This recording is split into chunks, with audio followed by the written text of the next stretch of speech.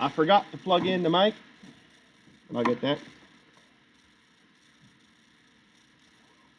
Got that stupid hang on, sleeping, hang on song stuck in my head.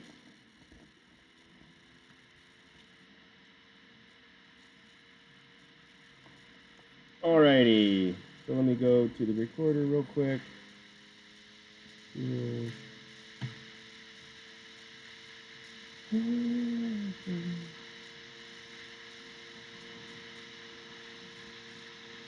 Alright, I think it's using the mic. Okay. So now, you guys are going to do something and turn something in today. So one of the most important things that you do and turn in, I'm not really worried about you doing it correctly. I don't want you to worry about product. Put your frickin' name on it. Why, if you don't, what happens if you don't put your name on it?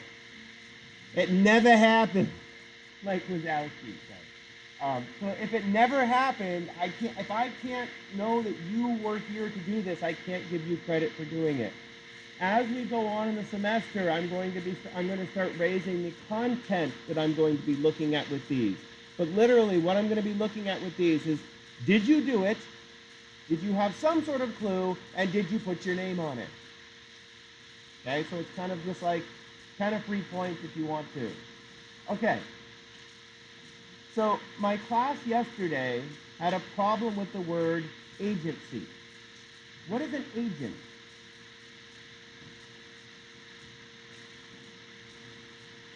It's an object that has a purpose. In other words, it's something that triggers a cause and effect relationship. So a wonderful student came to my office after class, goes, okay, I have a really hard time with this. You keep using the word agent differently, because agents can be anything. What was the agent that the babies were looking at? The ratio of blue balls to yellow balls. That was the cause and effect relationship. Because when I changed the ratio of the balls, the baby's behavior changed. Yeah. But do you see how that works? And so if I manipulate the ratio of what the kid's looking at, that's the agent, because that's the cause and effect relationship that changes the baby's behavior. Is it the lady's behavior of pulling the balls out? Change. How many balls did she pull out of the box? 3. And both times, her behavior was exactly the same. She even used the same verbiage. Ooh, look at this. Ooh, cool. She's saying exactly the same thing on both times. Whenever you do an experiment, you have a script. So you follow a script like an actor so that everything's the same. The only thing that was different was the ratio of the balls. That was the agent of change. That's why we need science in psychology. So yesterday I was drinking alkaline water all day. Okay, and so today I've got lemon juice. So much freaking better than the pool water that I was drinking yesterday. Not really pool water, but tasted like pool water. Now it tastes like dish soap. My father-in-law lived down the street, and he's got this lemon tree. It's so freaking good lemons. They're like so sweet. And the tree's like old, and he doesn't trim it. It's all nasty looking, but man, they're good lemons. Sorry. Okay, so one of the things that we have to do in science is okay, the agency is looking for cause and effect. Science does that. That's science's job. What's the other part about psychology? The first one we did the first day. What's the first thing we did?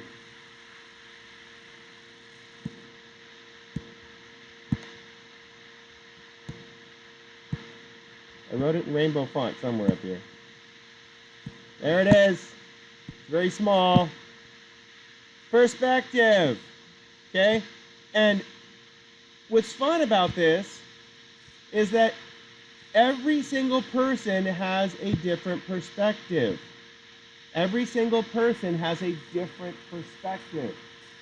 Psychologists have different perspectives. We look for agency in different things. Different types of psychologists look for reasons, cause and effects in different things. So when Dana is doing therapy with somebody, there's not like a script that you read. Okay, so tell me about your mother. And then if he says, oh, I hate my mom, you flip to page 3 and start reading there. How come it's not like a script that you follow? Right. Everybody has a different path. Every single one of you, every single mind that you have has a completely different history, has a completely different self. So in order to help you, the first thing you have to do is dig into that little wheelie suitcase and start finding those things that are hidden. When you find something that's hidden, a lot of times it causes a trigger. You watch the person, you're talking about something, all of a sudden the person goes, hi. I'm fine. It's not a problem. Really? Yeah. Can we go now? I want to leave. But as soon as you find those triggers, as soon as you find those things that cause anxiety, as a psychologist, you make a little note. Let's talk about this when they're a little bit calmer, a little bit later. My really good friend Tracy does. She does a lot of women issues counseling. She counsels a lot of women, like eating disorders, and she really focuses a lot on date rape. When she was in college, she was a member of the sorority system at her, I forget what college it was, but there was a lot of inappropriate behavior going on, and she realized that there's a lot of women out there that are suffering without someone that they can talk to. So that's why she went into therapy as a therapist to help people with eating disorders and date rape scenarios. But a lot of times you can't just say, okay, so you've been raped, let's go. How come you can't just jump right in? Because it's so sensitive, the person puts up barriers.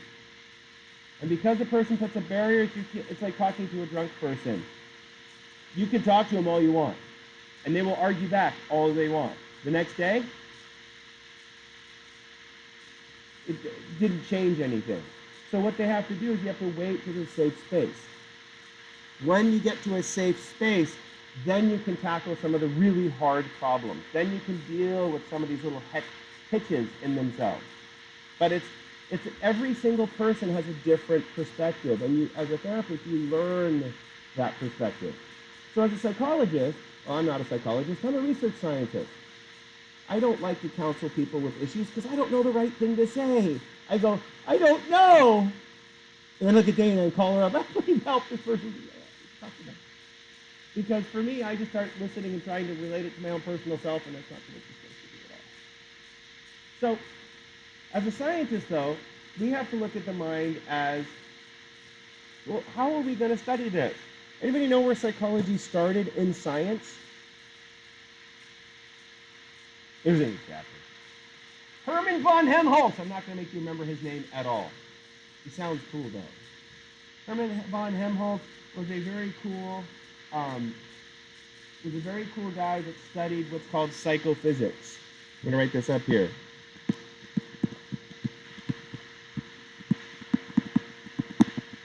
Oh, I found out you can change your name in WebAdvisor and in Canvas and how it shows.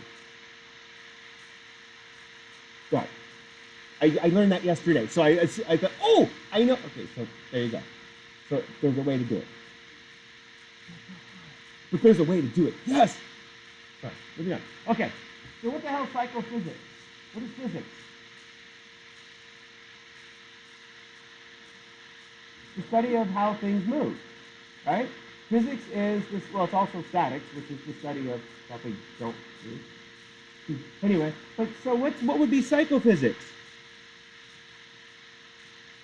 What psycho means, don't mean crazy, it means mind. When someone's psychotic, shortened to psycho, they're out of mind. They're lacking mind. Okay? So psychophysics is sensation.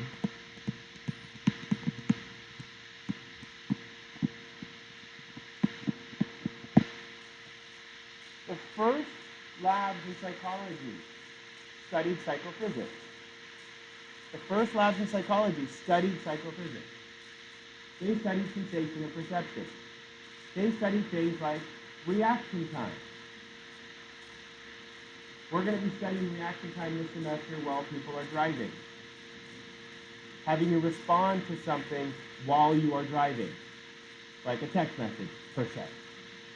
How long it takes you to respond while you're driving, and B, how well do you drive when you're responding? It's kind of fun because on the driving game, we can turn what's called damage on. When you turn the driving damage on, if you crash into something, what happens? Your car breaks. And what happens, if anybody's ever tried to drive in a racing game with their car broken, it's like you're trying to accelerate, the car goes, you go slow. Yeah. Good time. Okay, so now, wait a second. What's the word that's up above psychophysics and sensation and perception? It's called structuralist. I'm going to write one more word up here, which is really important. It's what psychophysics really was trying to do before they could do it.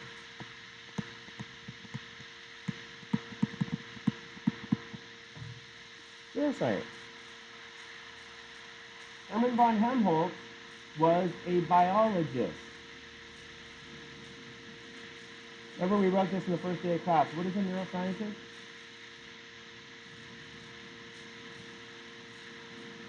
Study the brain. Study the brain. Structuralist psychologists study sensation, perception, the awareness of the way that your mind works, and neuroscience. Because they're measuring the structure of the mind. Anybody know a problem with studying the structure of the mind? We just said it a few minutes ago.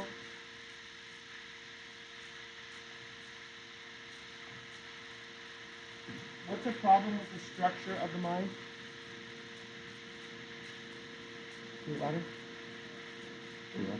They're all different. Every single one of us has a different structure of the mind. So studying the structure of our mind is really cool, but you can't generalize to everybody because every single one of your minds are different. Like, what color is this screen up here?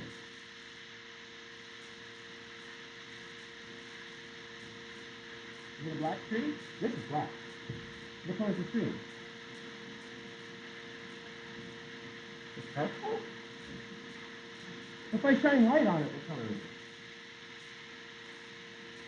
That's shining light on it, right? Is it shining a white light? White light is all the colors mixed together. So this is all, this is white. What color is the background?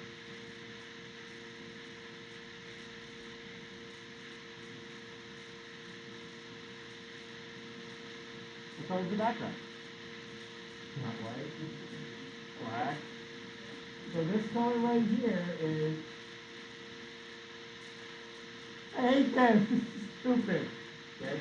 So what you're seeing is the difference between a light and a pigment, A. B, for physics people, that makes sense. But what you're seeing is that our perception of the world is very strange. If I have a white background, the screen looks white. If I have a black background, the screen looks black, depending on how much light is shining on it. But even though right here, light is shining on it it's exactly the same way, you can see that right here is grayer, this is blacker, that's darker black because it's more white.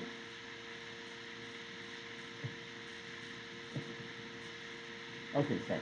Now, this is the problem with neuroscience, the problem with sensation and perception, and the problem with psychophysics is that stupid perspective.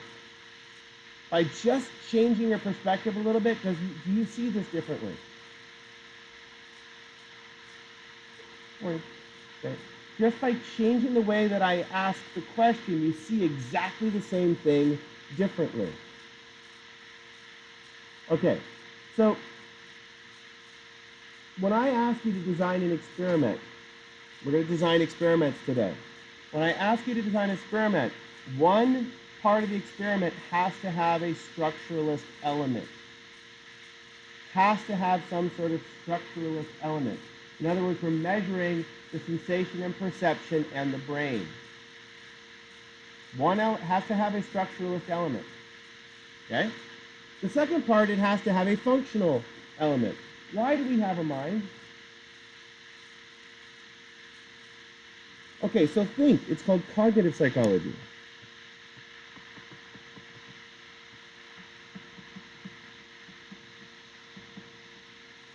Cognitive psychology is the functional study of thought. Can someone give me just a quick way to measure your thinking? Okay, so behavioral school of psychology is also a function.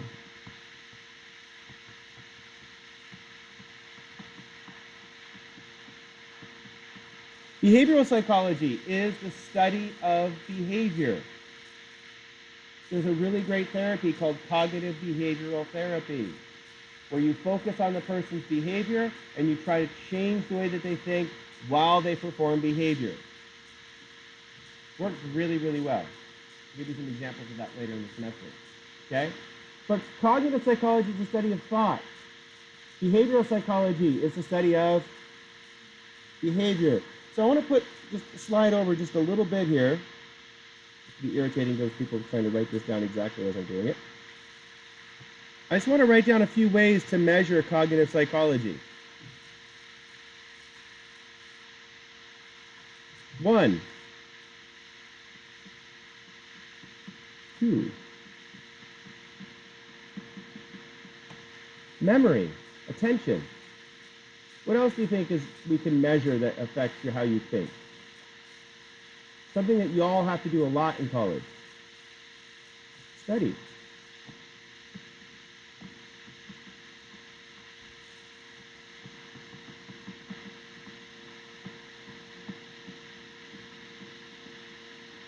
A lot of cognitive psychologists study reading and writing and language.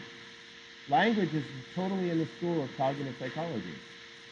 When you start thinking about what language is taking your thoughts and turning them into symbols that other people can unpack and get your thoughts. Complicated. We just do it anyway. Okay. Somebody's cleaning that door. Wait for it. Maybe not. Just the ghost thing. Okay, so, yay, somebody did come in that door. Okay, scared me. I thought it was a ghost. Okay. That's when you, sometimes when you walk in, I'm saying random things. You'll just learn to just walk in and ignore me as you're coming in. Because it'll happen. Good morning. Okay. So what's another function of the mind? Cognitive, behavioral? Why else do we have perspective? Why do we look for agency in things?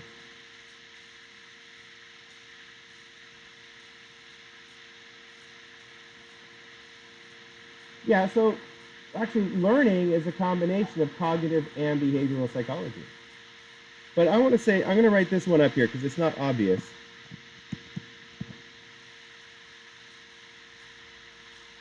Yourself. This idea of having a self was kind of derived by a guy named Carl Rogers. I mean, everybody had a self before that, but he's the one who really started talking about this idea, self. It's called humanistic psychology.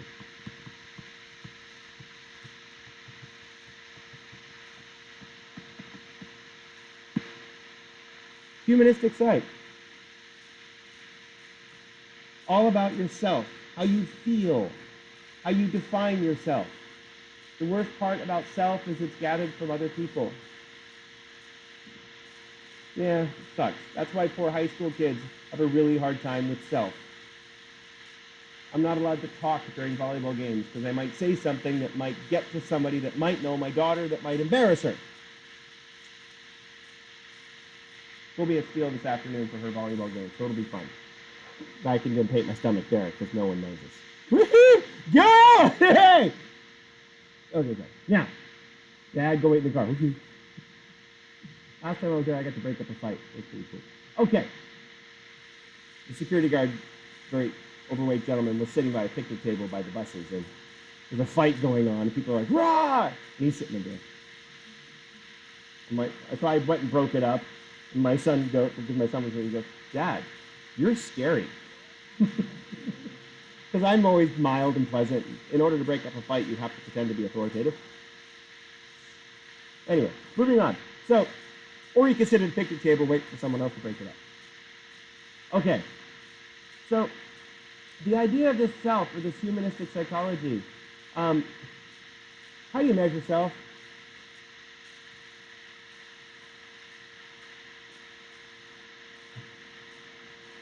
Science? No, it's crap. It's wonderful and very true and awesome. Like, I love yoga, but I do yoga not for spiritual awakening, but to stretch out my old people parts. Because my old people parts don't like bending.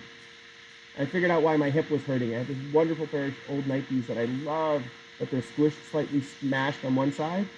I wore them this morning, haven't worn them for a week, and all of a sudden my hip started hurting about 10 minutes into wearing them. I said farewell to them, and I threw them away this morning. I know, it's sad. Okay, so, but the idea is that I feel sad. How do you know that I feel sad? Because I have to use my cognitive psychology in order to express it in language, or you can actually express it in behavioral psychology, because that's science. You can look at someone and go, oh, how do we know the baby's paying attention? It stares. You look at the time that it's staring at particular something. We can actually look in neuroscience as well. How do I know you're nervous from a structuralist point of view? Your heart rate goes up. We scare you and measure a change in your heart rate. Physiological measures, the structure of consciousness. But wait, the problem with psychophysics and the structure of consciousness is you could just be excited, not scared. Some kids like being scared. Other kids hate being scared. My wife had her first runner yesterday. Kid just took off.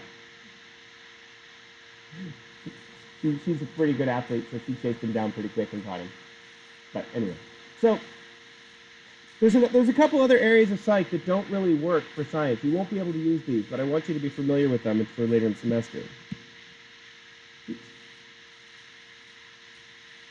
I can't feel or see the eraser part on this.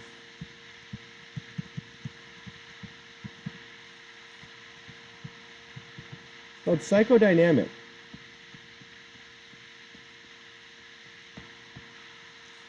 Psychodynamic is actually Freudian psychology, and it talks about that you have unconscious self. That you have a lot of things that you are not aware of. A lot of things in your life that you're not aware of. There's reasons why you don't like certain foods, but you might not ever remember. Your parent yelling at you for eating broccoli because you weren't eating it, you jammed it in your mouth and you threw up. You don't even remember that. Anybody ever try to eat just plain raw broccoli? I like it, but it leaves a lot of particulate matter in your mouth. You really got to swoosh afterwards, because it doesn't break down very easily. And so as a kid, you try to swallow all those little chunks, what happens? And plus it tastes bitter, and kids have a super sensitive bitter taste. 20 years later, someone's cooking broccoli, and immediately you go, you don't even remember that episode of barfing up broccoli. But does your unconscious mind remember? And doesn't ever let you forget. Okay, so we're going to talk a lot about psychodynamics a little bit later, because sadly there is a lot in our unconscious minds that work. There's a lot in our unconscious mind. And there are ways to see them, but why are they below the line of science? If they're unconscious to you, can I measure them? Not very easily. Really tricky. Okay, this one's actually fun.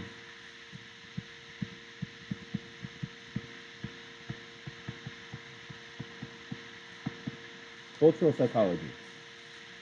This is something that we actually finally have our cultural psychology class going, because Marissa, our new hire, is, or I should say Dr. Salazar, but I call her Marissa because that's her name. But she started her cultural psych course back on our campus now. I'm so stoked about it, because what it is, it's the study of your culture and how it affects your mind. It's not trying to pigeonhole people into their cultures, it's seeing the effect of their culture on people's perspective. Totally cool class. It's kind of a branch of social psychology. We'll talk about a little bit in this class. But cultural psychology is really important, because my culture, the old white male, has a big problem with our culture. We just go to other cultures and say, well, your culture's stupid. You should do things the way we do it. The Crusades, the colonization of the West. Luckily, the Spaniards did that, not my people, but still, they were old white men with beards. Just with different ships, and they spoke Spanish, we spoke English. My family spoke Estonian. Technically, it was Prussian. Anyway, but the idea of this cultural psychology is that you can learn a lot by spending time in someone's culture about the reasons they think certain things. In a lot of Middle Eastern cultures, how is mental illness viewed? It's something wrong with you. It's not real. You're just a bad person for feeling depressed. Not you specifically, but in a lot of Middle Eastern cultures, they don't teach psychology. They teach the classic basic psych, but they don't teach that mental illness is actually an illness. It's something wrong with you.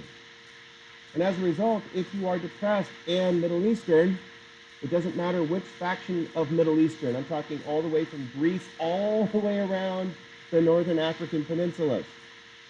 It doesn't matter. It's just for some reason, in a lot of the old-fashioned cultures, old-fashioned like the ones that started the world, mental health is seen as your fault. So what does it do if you are depressed and you're Middle Eastern?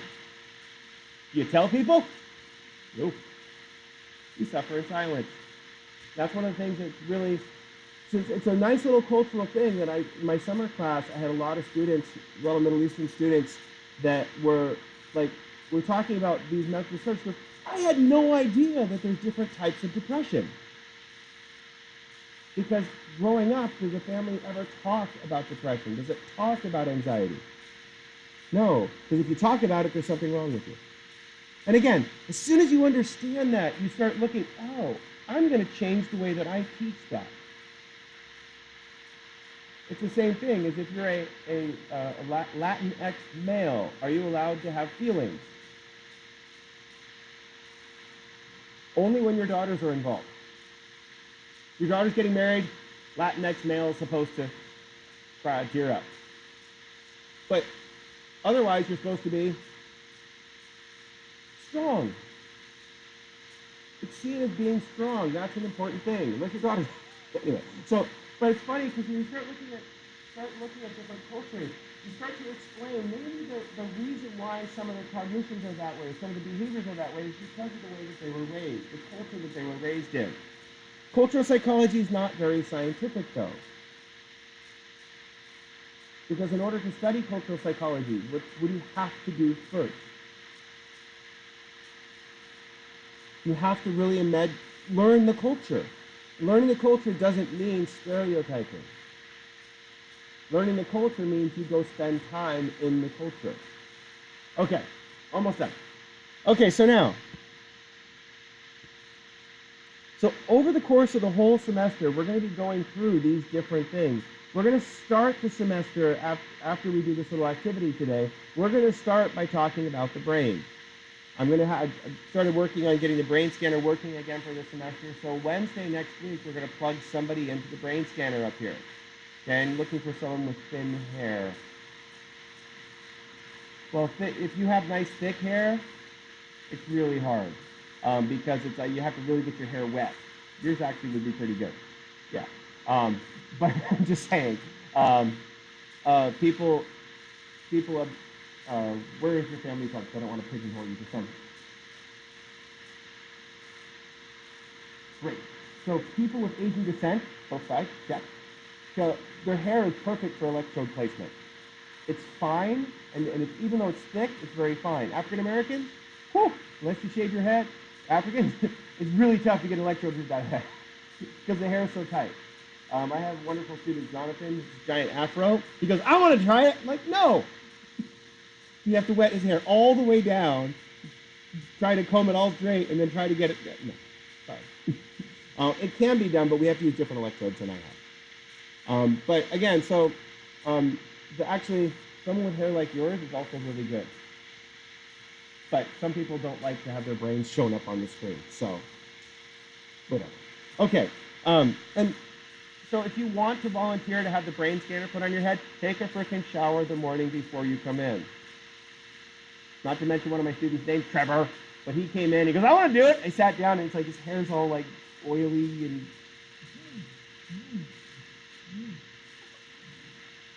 yeah. I'm pretty tough, and that got me. Okay. Dude, shower. Okay. Every day regardless. Yes, every day. I'm guilty of weekends jumping in the pool and not showering. What else? It's fine. You don't use soap, but got chlorine in it. Oh, I love it. Okay, thanks. So here's what you're going to do. You're going to create an experiment. It has to have structuralist elements. Structuralist elements. In other words, you have to measure something about their sensation perception or their brain. So it has to have some sort of physical structure to it. It could be heart rate. It can be your heart rate's great. It can be sweating. It can be all sorts of different things. But it has to have some sort of structural component to it. And it also has to have some sort of functional component. So it has to be a behavior or one of these things that I wrote up by thought. Okay?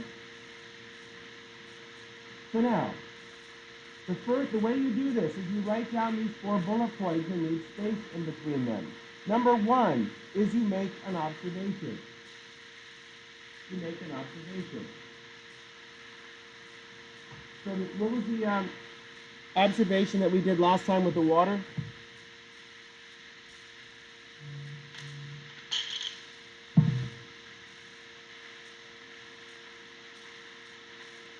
Grandpa just reminded me he's picking up the kids today.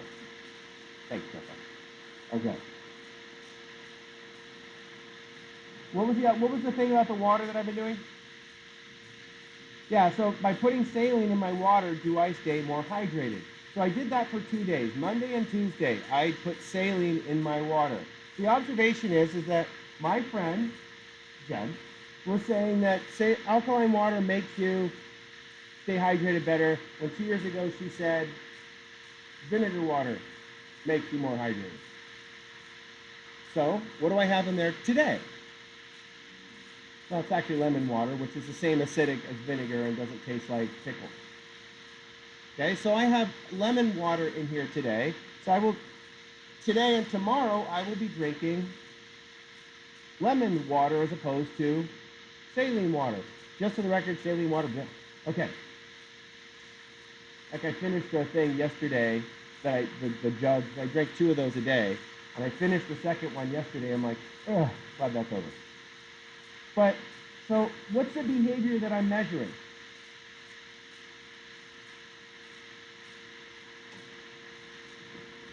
Well, you can do this.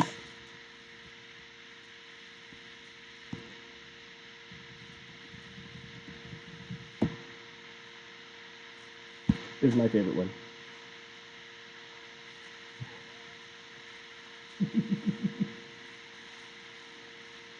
Transparent, lemonade, light beer, amber, burnt orange.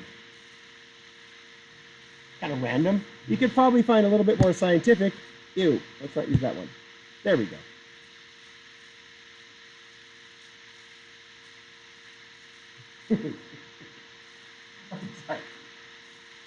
So I'm not going to divulge on what color urine I am producing because that's gross. But I probably will tell you anyway, but that's not important. So the behavior, what's my behavior measures? What's the structuralist element? I just showed you a picture of it. Color of urine, structuralist. It's the physiological measures that keep track. So what's the behavioral measure of whether I'm being hydrated or not?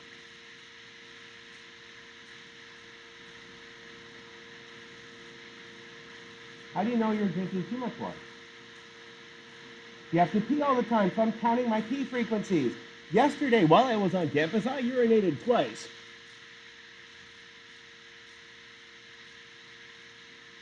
Went from my office. No. I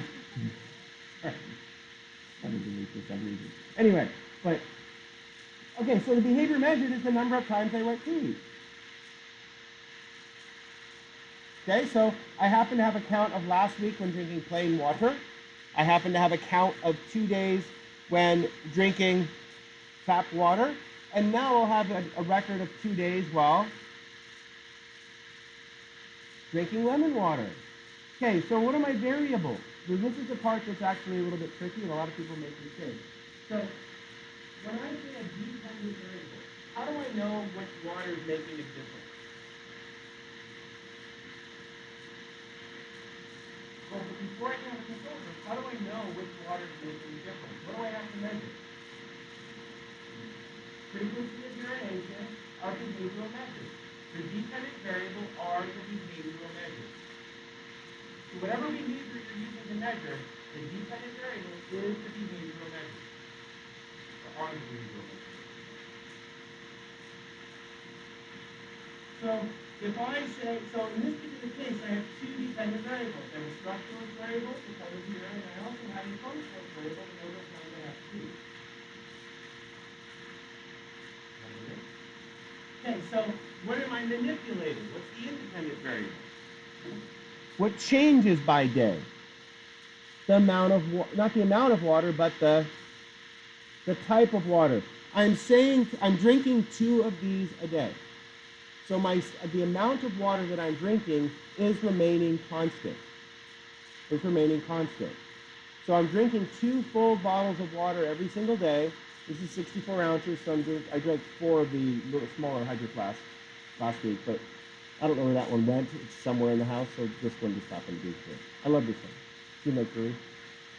Okay. So the independent variable in this particular case is water additive.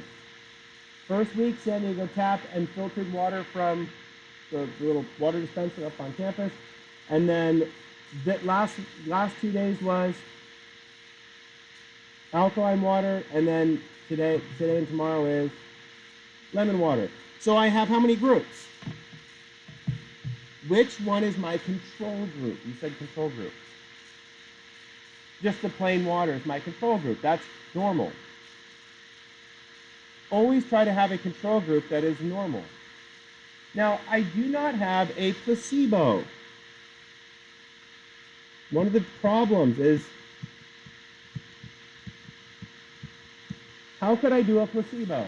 6 minutes over around. Well, but I can taste it. If it tastes like nasty pool water versus tastes like very watery lemonade, I know which kind of water I'm having. So in this particular experiment, it's extremely biased. That's a confound. A confounding variable is something that you didn't think about. Just by thinking that this is hydrating, am I going to be more hydrated? Yeah. Our brain and our body are connected. The structure and function work together. Just by thinking something, my son's allergies are real kicking him right now. So last night before he went to sleep, I gave him a Benadryl so he could decongest a little bit. Well, the Benadryl is really not going to help him while he's sleeping. But what will it make him do?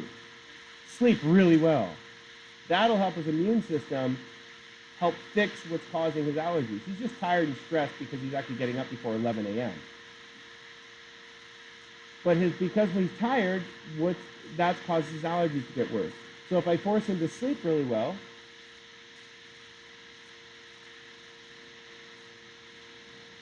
his allergies will get better. So that's actually a lot more self. By taking care of your holistic self, it takes care of other things. The Benadryl really doesn't cure his allergies. It just makes him sleep really well. Okay. So a confounding variable needs to have some sort of placebo. So how could I do this experiment and remove the placebo? Or get rid of the placebo effect, or add a way to control for this taste of the water? That's what a control variable would be. I'll just give you the answer because we're running out of time. I can take the electrolytes that are in the water that I put and concentrate them into a pill form. They actually sell them. My daughter has them in her volleyball bag for when she's playing beach tournaments and it's really hot. You take one of these electrolyte pills and drink some water, and it helps your body stay hydrated when it's super hot and you're sweating a lot. So anybody ever gotten super sweaty and you realize a little salt crust on you? That's stuff that your body needs. So you take the pills and it helps rehydrate your body after that. So I could just take a pill, and it could be a saline or a saline pill. It could be a lemon pill. Oh, that's more purple. Okay, and it could also be a San Diego tap water dissolved salt. Just take whatever San Diego tap water is and put it in a pill. Have you take it? Yeah. Everything here has got a bathroom shower head with San Diego tap water on it. The crust that's on the shower head.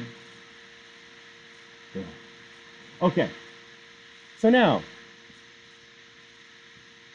so we did this kind of a little bit last time, but now you're going to write down an official experiment. You're going to write down an official experiment to try to find the true agency.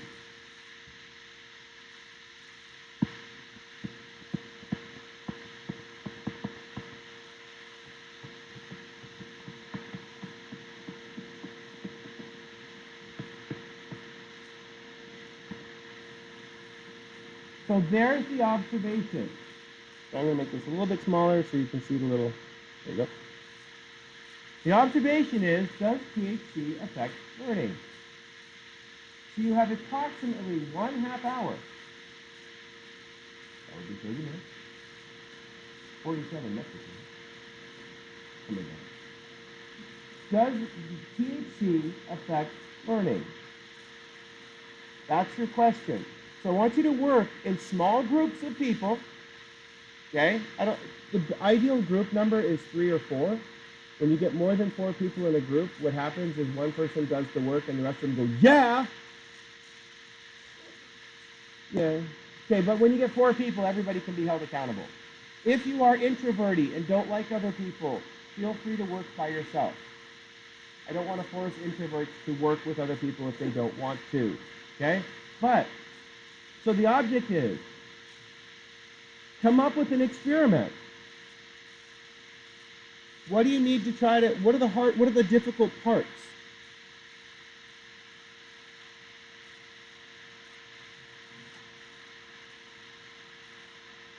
What's the hard part about this?